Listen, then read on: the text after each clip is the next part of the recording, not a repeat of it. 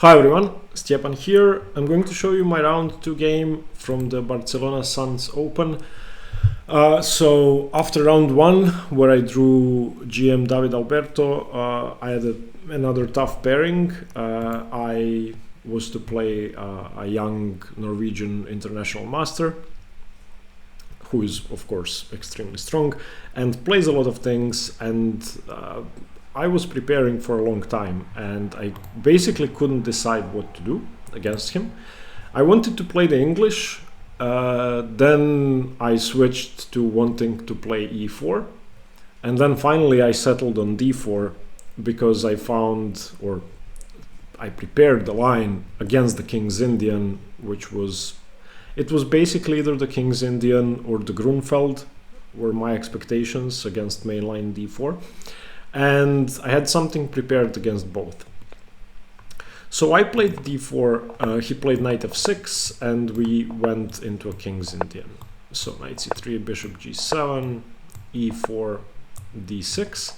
And now I played bishop e2, which could be the Averbakh or the Semi-Averbakh. Basically I'm delaying knight f3 to keep control over the g4 square. And after castles, in this position you can go bishop g5 into the Averbakh. You can play knight f3 transposing to the main lines. You can also go h4, which is slightly unusual. I decided to go for bishop e3, which is the Semi-Averbakh system. Now the normal moves here are in order of frequency: e5, c5, knight a6. There are other possibilities like c6, knight c6, or knight bd7. A6 is also playable, although I'm struggling to understand the move a6. But basically these are the moves I know. Now there are setups connected to each move. c5 aims for a Benoni type of position. e5 is going to be a King's Indian, where white starts a very quick kingside attack with g4. Knight a6 is usually followed by e5, d5, therefore giving the knight the c5 square. And my opponent played a move I've never seen before on move 6. He played a5. Now, a5 is a very common move after e5. So e5, d5, a5 is very standard, giving the knight a6 and then c5 without blocking the a-pawn, and sometimes giving the knight b4, expanding on the queen side, and preparing this usual King's Indian type of undermining sequence with a4, a3, weakening the diagonal, undermining the knight on c3. But he played a5 here, and since we haven't resolved the central tension yet, since he hasn't played e5 yet, I wasn't really sure what to do. Now, after the game, we were discussing this position, and he said that a5 is actually interesting, that it has been played a couple of times. Now, since our game, I've looked at all 6 games ever played from this position. The last one was last year. The last 2 were last year. The highest rated player to play this one, Jordan von Forest, who played it against Pragananda, and Pragananda beat him. So the way you usually play against e5, d5, a5 is to go g4. The idea is, after something like knight a6, you can continue either h4 or g5 and start a quick attack.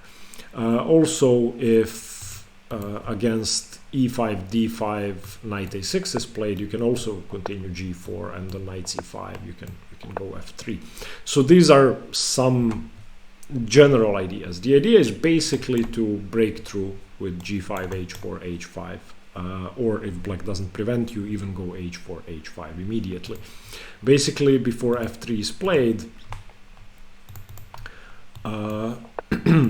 if g5 is played, for example knight a6, g5, the knight cannot go to h5 because you simply lose a pawn and your king gets open. So when he played a5, I wasn't really sure what was going on, but I didn't want to deviate from the setup I'd wanted to play. So I ended up playing g4, which he told me after the game, you should go knight f3 here. You should just not do the attack. And although g4 has been played, there have been 2 games from this position. The most recent one last year. Black scores well, and black is actually pretty equal here. So had I gone knight f3, which is the standard move, he has 2 ideas, either knight g4 or knight a6. On knight g4, I can play bishop g5, and after h6, just drop my bishop back all the way to c1. Basically, I'm blocking this battery, which was supposed to control g4, and now it's not controlling g4 anymore. But on knight a6, which is more standard, I suppose I should just castle, and then after e5, d5, we have the same thing, but I don't have the attack I was talking about. Also, he can play c5 at some point. But knight f3 should give white an edge. I played g4. Now the position is equal, white isn't worse. It's just that the same sort of attacking idea doesn't work because black doesn't have to play e5. I was expecting him to play e5 and for us to transpose to the same position I was talking about, but he surprised me with c5. And I have to say, I wasn't aware that this was possible. Basically, a5 in conjunction with c5, I've never seen before. And from here, there was one game played, black won, white continued g5. Excuse me. The game went g5 and actually knight g4. This is the surprising idea, which I think my opponent must have known. Now I didn't play g5, but let me show you the line. Bishop takes, queen takes, and of course c takes d4. Where after bishop takes d4, black stands better. It's as simple as that. This bishop is a monster. It's wide open, looking at all 4 corners of the board. It's not really clear why I advanced my pawn to g5.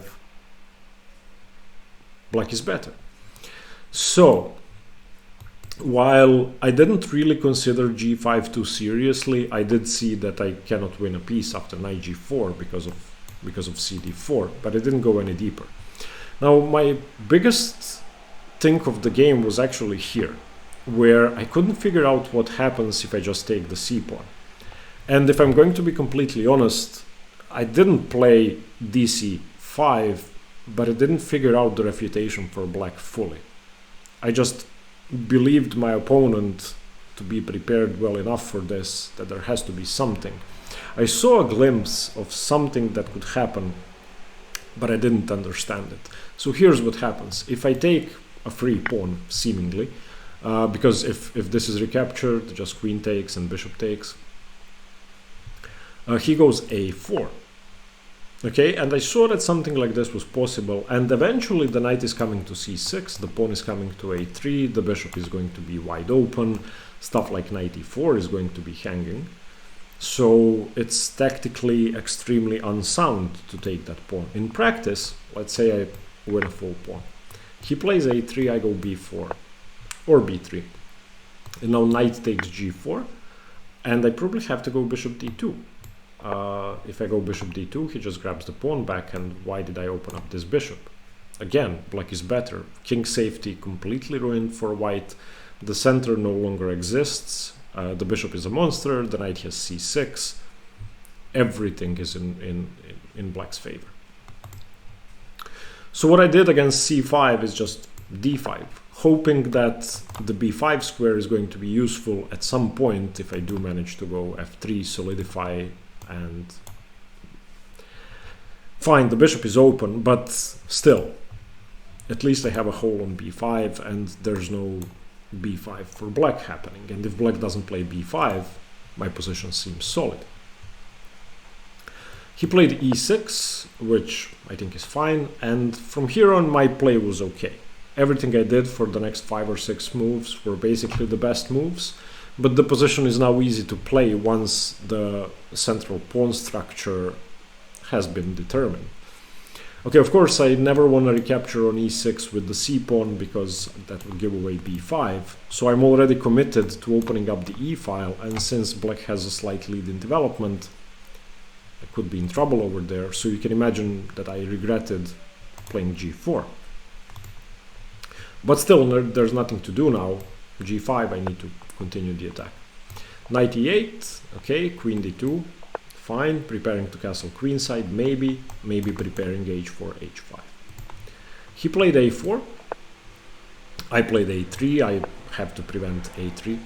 I cannot allow a3 to happen, because if, for example, I go h4, then a3, b3, he has this, and my position is just collapsing.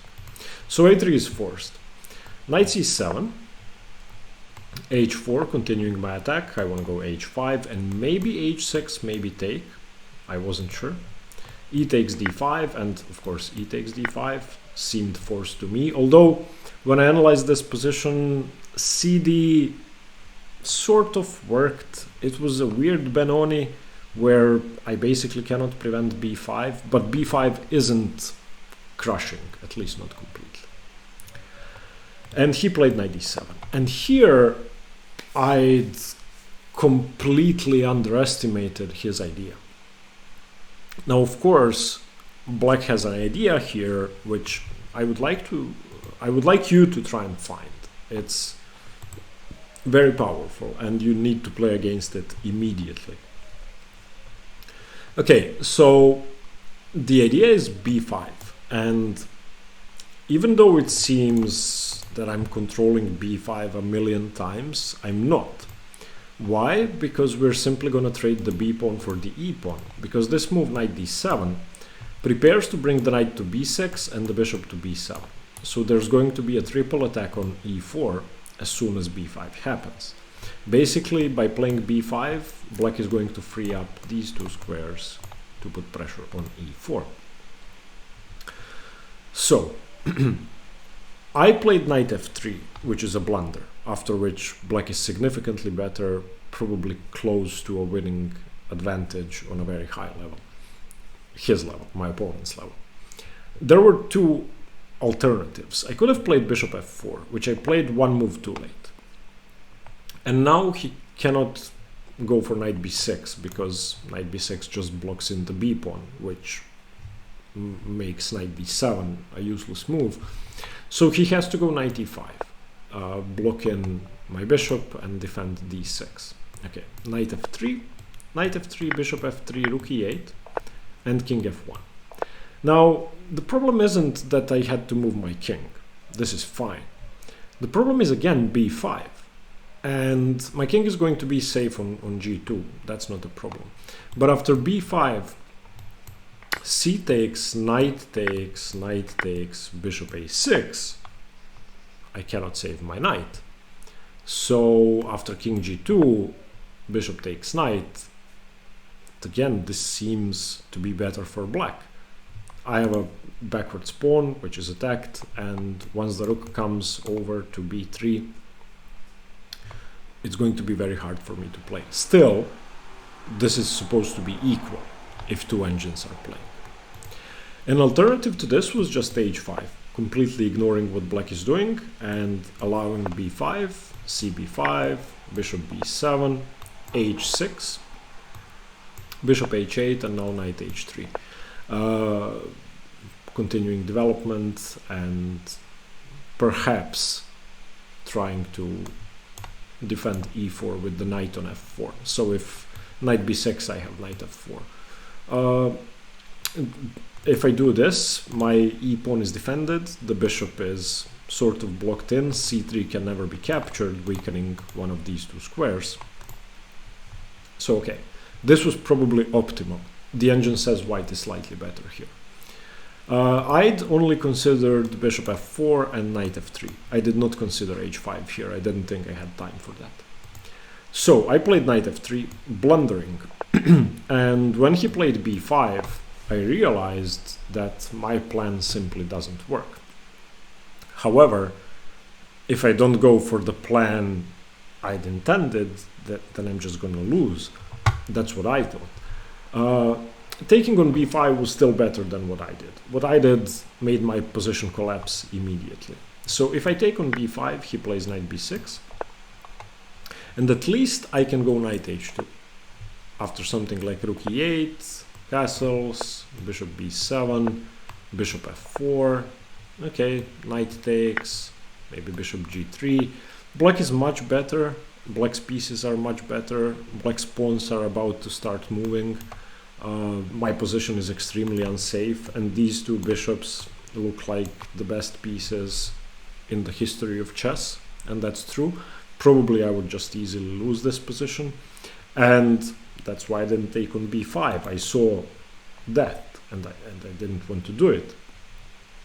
So I followed through with my bad plan. I played bishop f4, he played knight b6, and now again, c takes b5, rook e8, castles, bishop b7, knight h2. Same sort of transposition is possible to the previous position, but I compounded my mistake and lost the game straight away with knight e4.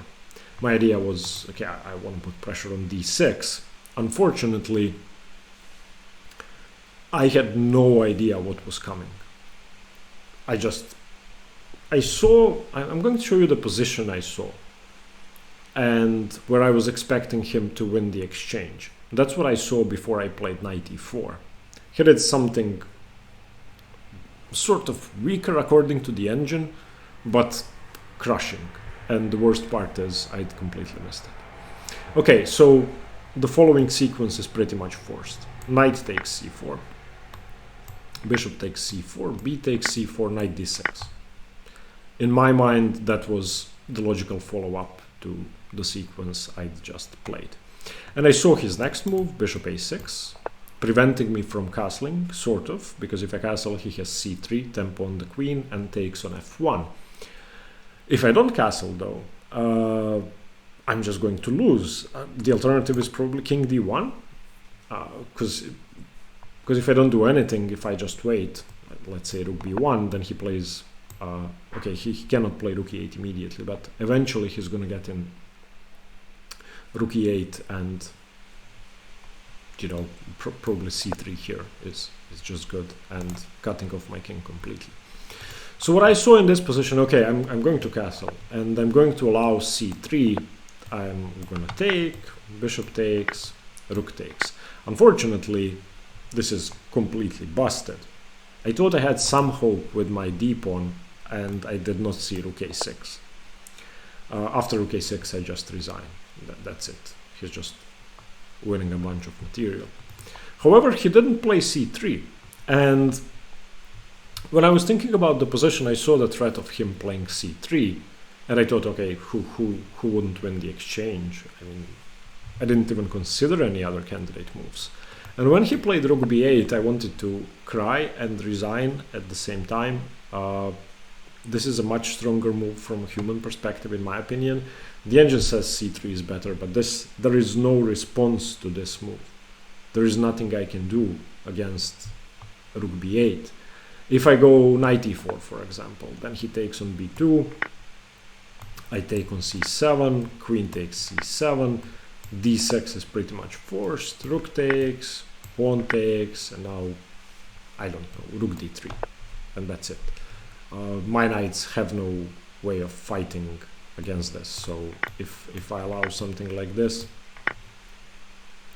of course I'm just much worse, and this pawn is about the queen, and there's nothing I can do about it, and I'm going to lose the c7 pawn, and my king is ridiculous. So yeah, I played an even worse move, of course. I played rook fb1, and the game is over now. He takes on b2. I cannot take back. If I take back, he plays c3, and on queen c2, this is a passed pawn I will never be able to stop, and he just takes on d5.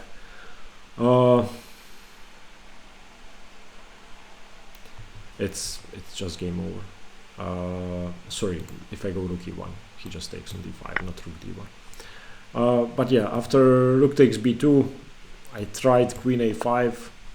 He took on d5. I took on a6. He took on f4, and I resigned. yeah, there is no hope whatsoever, and I have no tricks. He's just gonna go knight h3 and beat me, or c3. I don't even know which is worse. I'm just losing in a million different ways. Probably knight h3 is stronger, but it's all the same. If I exchange rooks, then he takes with the bishop and continues c3 and just queens the pawn. So I resigned. Basically, despite my preparation, he played an idea that I didn't know, and in the King's Indian, especially in these committal lines where white lashes out with an early attack, move orders are extremely important, and I did not know a5 and c5 combined. So if you play the Semi-Averbakh, this is a setup you need to be aware of, and if you play the King's Indian, this is an extremely useful setup against the Semi-Averbakh. Okay, I hope this was instructive. I got crushed in a 20s and in a couple of moves. Yeah, I just got destroyed. Congratulations to my opponent, but I also would like to thank him for pointing out what could be an extremely useful setup to me for both colors. Thanks very much. Stay tuned for more chess. Bye bye.